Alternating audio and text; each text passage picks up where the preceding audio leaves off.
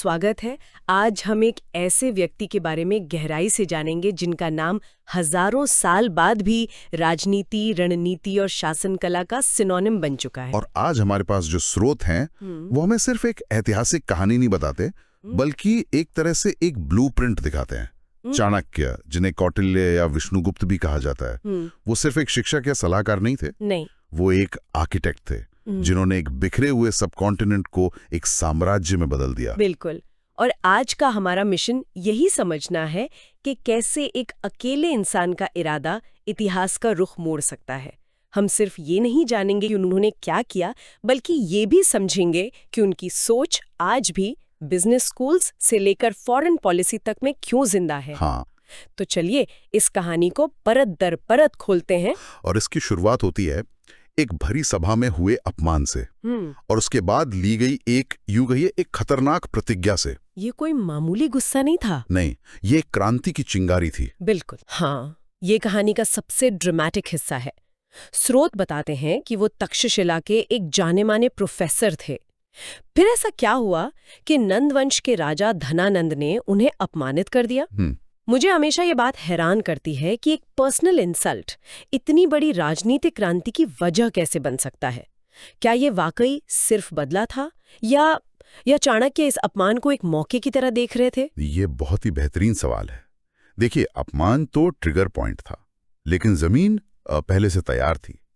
धनानंद एक शक्तिशाली लेकिन अत्याचारी और लालची राजा माना जाता था। अच्छा। प्रजा उससे खुश नहीं थी, और चाणक्य एक विद्वान होने के नाते देश की ये हालत देख रहे थे। तो जब धनानंद ने उन्हें उनकी शक्ल सूरत और साधारण पहनावे की वजह से भरी सभा में अपमानित किया और पद से हटा दिया, तो चाणक्य ने इसे सिर्फ अपना अपमान नहीं समझा। बिल्कुल, उन्होंने इसे ज्ञान का, योग्यता का अपमान समझा। और तभी उन्होंने वो प्रसिद्ध प्रतिज्ञा ली थी। हाँ, बिल्कुल। कहानी के अनुसार उन्होंने अपनी शिखा यानी चोटी खोल दी और कसम खाई कि जब तक वो नंदवंश को जड़ से उखाड़ नहीं फेंकेंगे, तब तक वो इसे नहीं बांधेंगे। ये सिर्फ पर्सनल रिवेंज नहीं था, ये एक पॉलिटिकल स्टेटमेंट था। एक ऐलान था कि अब इस भ्रष्ट शासन का अंत जरूरी है। ठीक है, कसम तो खा ली, लेकिन एक अकेले शिक्षक ने एक शक्तिशाली साम्राज्य को चुनौती दी कैसे? ये तो सुनने में ही नामुमकिन लगता है। उनके पास न सेना थी न पैसा। शुरुआत कहाँ से हुई? यही उनकी जीनियस दिखती है।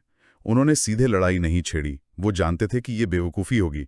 उन्होंने मगध छोड़ दिया और सालों तक यात्रा की, एक सही मोहरे की तलाश में, एक ऐसे हीरे की तलाश में जिसे वो तराश कर सम्राट बना सकें। बिल्कुल, और वो हीरा उन्हें चंद्रगुप्त मौर्य में मिला। हाँ। कहते हैं कि उन्होंने चंद्रगुप्त को बच्चों के साथ खेलते हुए देखा था, जहां वो राजा बनने का नाटक कर रहा था और बहुत ही न्यायप्रिय तरीके से फैसले सुना रहा था। अच्छा। चाणक्य ने उसी पल उस लड़के की लीडरशिप क्वालिटी को पहचान लिया। वो सिर्फ एक साधारण लड़का था, लेकिन चाणक्य को उसमें एक सम्राट की छवि दिखी। तो फिर ट्रेनिंग का दौर शुरू हुआ होगा। ये कोई रातों रात हुई क्रांति नहीं थी, ये सालों की तैयारी थी। बिल्कुल, ये एक लॉन्ग टर्म प्रोजेक्ट था। चाणक्य चंद्रगुप्त को तक्षशिला ले गए, जो उस समय दुनिया की सबसे बेहतरीन यूनिवर्सिटीज में से एक थी। वहां उन्होंने उसे सिर्फ युद्ध कला और हथियार चलाना नहीं सिखाया, उन्होंने उसे राजनीति, कूटनीति, अर्थशास्त्र, कानून, स्टेटक्राफ्ट की हर बारीकी सिखाई। उन्होंने एक लड़के के दिमाग को एक शासक के दिमाग में बदल दिया। सही कहा।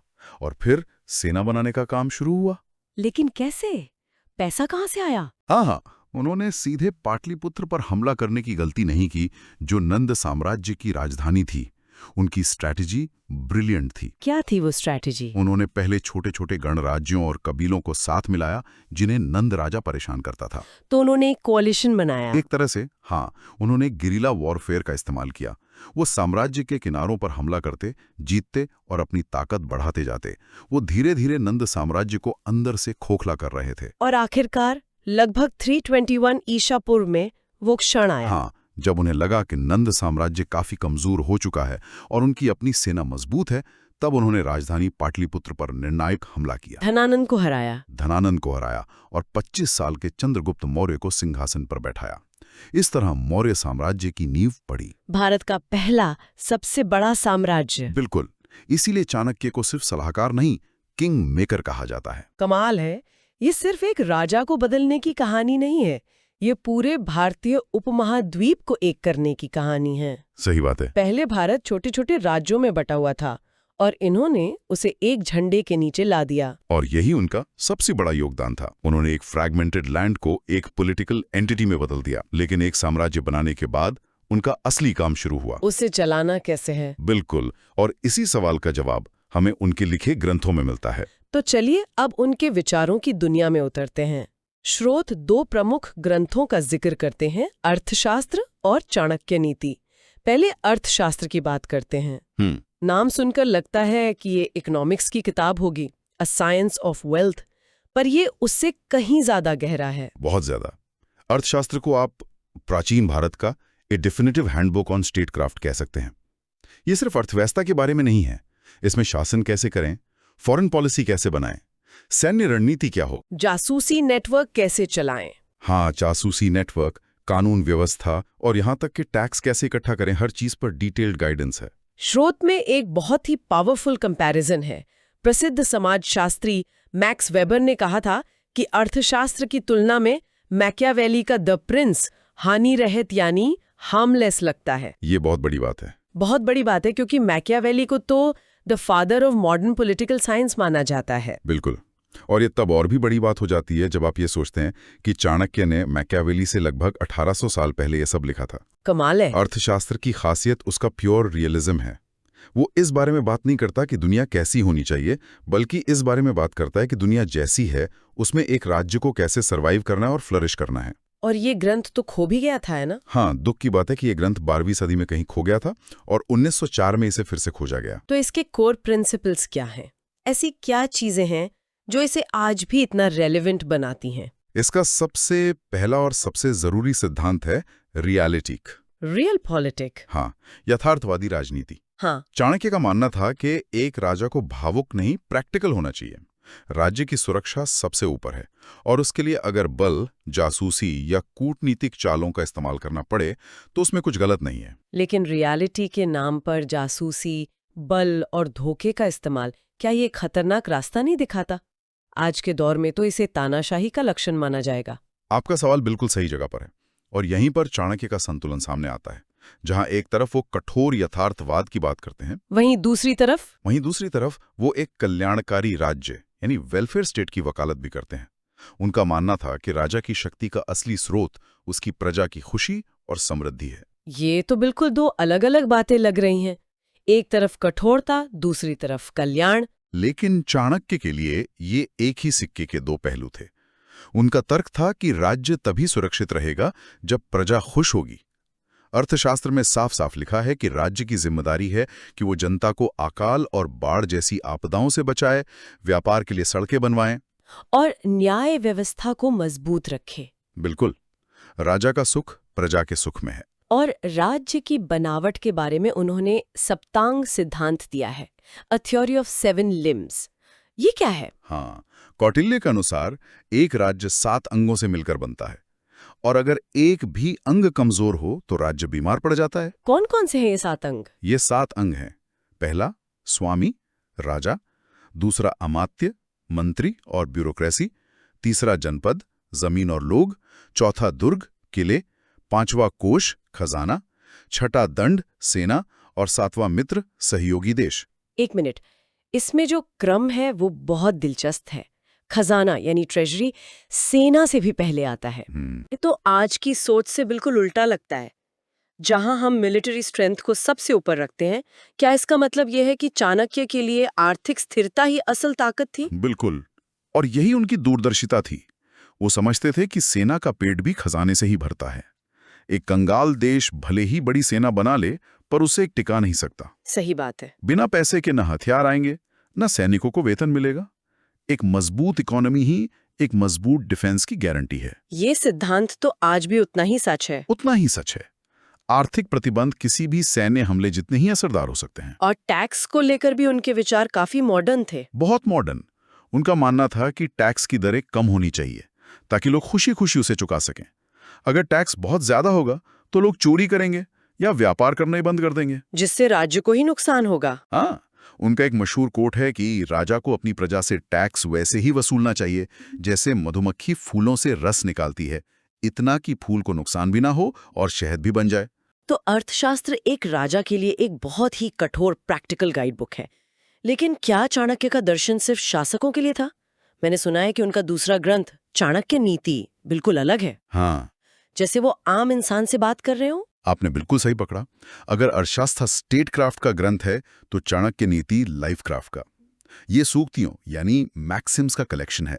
आम लोगों के लिए? हाँ, आम लोगों के लिए लिखी गई हैं और इसमें जीवन में सफल होने, सही गलत की पहचान करने और मुश्किलों से निपटने के लिए प्रैक्टिकल एडवाइस दी गई है। इसके कुछ उदाहरण तो आज भी बहुत पॉपुलर है। जैसे स्रोत में बताया गया है, व्यक्ति को बहुत ईमानदार नहीं होना चाहिए। सीधे पेड़ पहले काटे जाते हैं और ईमानदार लोग पहले सताए जाते हैं। ये सुनने में बड़ा सिनिकल लगता है। क्या वो लोगों को बेईमान बनने के लिए कह रहे हैं? नहीं, बिल्कुल नहीं है। हाँ, मतलब बेईमानी से नहीं बल्कि व्यावहारिकता यानी प्रैग्मेटिज्म से। अच्छा। उनका कहना था कि जरूरत से ज्यादा भोले या सीधे होने पर दुनिया आपका फायदा उठा सकती है। आपको पता होना चाहिए कि कब, कहां और कितनी ईमानदारी दिखानी है। ये सर्वाइवल की सलाह है, मोरालिटी छोड़ने की नहीं। एक और दिलचस्प सूक्ति है, सांप जहरीला न भी हो तो भी उसे जहरीला होने का दिखावा करना चाहिए। इसका भी गहरा मतलब है। ये सेल्फ प्रिजर्वेशन के बारे में। अपनी कमजोरी को दुनिया के सामने जाहिर मत करो ताकि कोई आप पर हमला करने की हिम्मत न करे। हाँ, अपनी रक्षा के लिए आपको मजबूत दिखना पड़ता है। ये एक तरह की डिफेंसिव स्ट्रैटेजी है। इसके अलावा वो शिक्षा को सबसे बड़ा धन मानते थे।